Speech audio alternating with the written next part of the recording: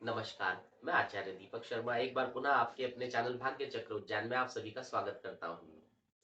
हम जो है अभी कार्तिक मास की कथाओं का जो है नित्य श्रवण कर रहे थे। अभी तक हमने जो है कार्तिक मास की कथा के 10 अध्याय पढ़ लिए हैं।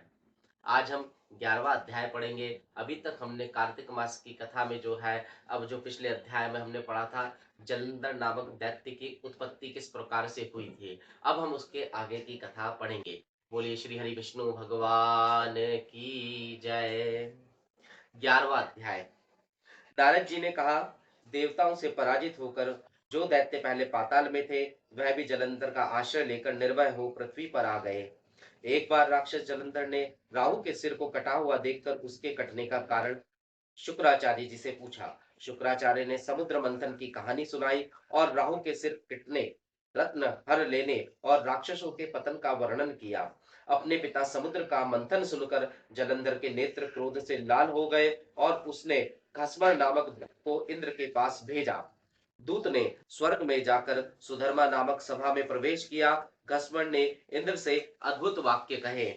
घसमण ने इंद्र से कहा, हे इंद्र, समुद्र के पुत्र जलंधर सब दैत्यों के राजा हैं। उन्होंने मुझे अपना दूत बनाकर भेजा है। उन्होंने कहा है, आपने मेरे पिता सागर का मंथन क्यों किया, साथ ही उस मंथन के द्वारा जो रत्न आपने समुद्र से निकाले हैं उन्हें शीघ्र ही मुझे दे दीजिए।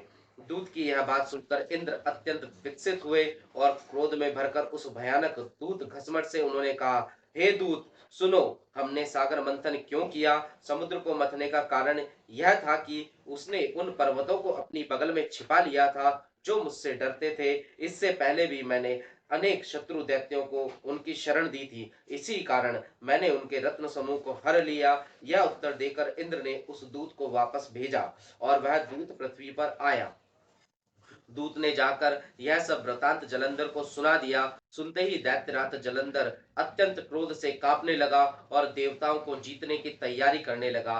उसका साथ देने के लिए सब दिशाओं और पाताल तक के करोड़ों राक्षस आए। शुंभ और निशुंभ आदि करोड़ों सेना नायक जलंधर का साथ देने आए। जलंधर ने स्वर्ग में जाकर नंदन वन में अपना डेरा डाला और इंद्र की अमरावती को चारों ओर से घेर लिया। दैत्यों की बहुत बड़ी सेना को देखकर देवता भी युद्ध के लिए तैयार हो गए। उन्होंने कवच धारण किए और अमरावती से निकल पड़े। देवता और राक्षसों की सेनाओं में युद्ध होने लगा। दोनों सेनाओं के गिरे हुए हाथियों, घोड़ों, रथ सवारों और पैदल सैनिकों का खून बहने लगा। ऐसा युद्ध हो रहा था जैसे समर भूमि बादलों से घिर गई हो। युद्ध में मारे गए राक्षसों को शुक्राचार्य मृत संजीवनी मंत्र पढ़कर जल छिड़क कर जीवित कर रहे थे। इसी प्रकार देवगुरु बृहस्पति द्रोण पर्वत से दिव्य औषधियां लाकर युद्ध में मारे गए देवताओं को जीवित कर रहे थे। युद्ध में मारे गए फिर से उठे देवताओं को देखकर जलंधर क्रोधित होकर शुक्राचार्य से बोला, मेरे द्वारा मारे गए देवता पुनः कैसे उठ खड़े होते हैं। सभी को पता है कि आपकी संजीवनी विद्या आपके अतिरिक्त कहीं नहीं है। शुक्राचार्य ने कहा, बृहस्पति द्रोणगिरी पर्वत से दिव्य औषधियों को लाकर देवताओं को जीवित कर देते हैं, अतः तुम द्रोण पर्वत का हरण कर लो। शुक्राचार्य के ऐसा कहने पर जलंधर दैत्य ने द्रोण पर्वत का हरण कर शीघ्र ही समुद्र में फेंक दिया और युद्ध भूमि में लौट आया। इसके बाद जब युद्ध में देवता मारे गए तो उन्हें देखकर बृहस्पति द्रोण पर्वत पर गए, पर वहां वह पर्वत दिखाई नहीं पड़ा।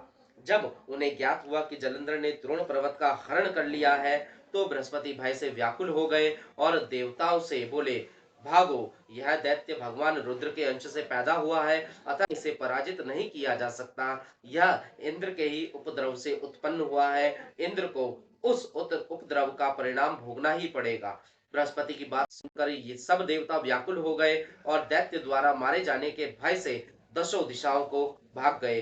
देवताओं को भागता हुआ देखकर समुद्र का पुत्र जलंधर दैत्य अमरावती में प्रवेश करता चला गया। जब दैत्य ने अमरावती में प्रवेश कर लिया तो उसने देवताओं को बहुत सताया।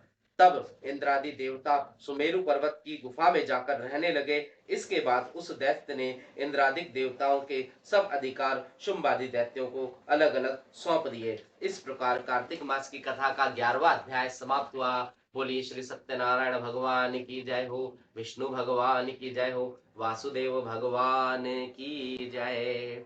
हम आपसे कहना चाहेंगे, अब इसके आगे जो हमने जैसा कि बताया था कि कार्तिक मास की कथा में पूर्ण रूप से 35 अध्याय हैं। अभी हम 11वें अध्याय पे पहुंचे हैं। तो यदि अभी तक भी आपने हमारे इस चैनल को सब्सक्राइब नहीं किया है तो उसको अवश्य कीजिए। जैसा कि हमने कार्तिक मास की कथा प्रारंभ करने से पहले कहा था कि यदि आप कार्तिक मास में जप, तप, स्नान आदि अन्य नियम नहीं कर सकते तो मात्र केवल कार्तिक मास की कथा का यदि आप श्रवण करते हैं तो आपको कार्तिक मास का जो है पूर्ण फल प्राप्त होता है। तो इसलिए इस चैनल को जल्द से जल्द सब्सक्राइब कीजिएगा और जो आपके मित्रगण हैं, परिचित गण हैं, परिवार वाले हैं, उनको भी जो है यह कथाएं भेजिए और कहते हैं ना कि उनसे बोलिए कि ये कहानी सुने और पुण्य लाभ लेवे। आप सभी को जय श्री महाकाल। नारायण नारायण।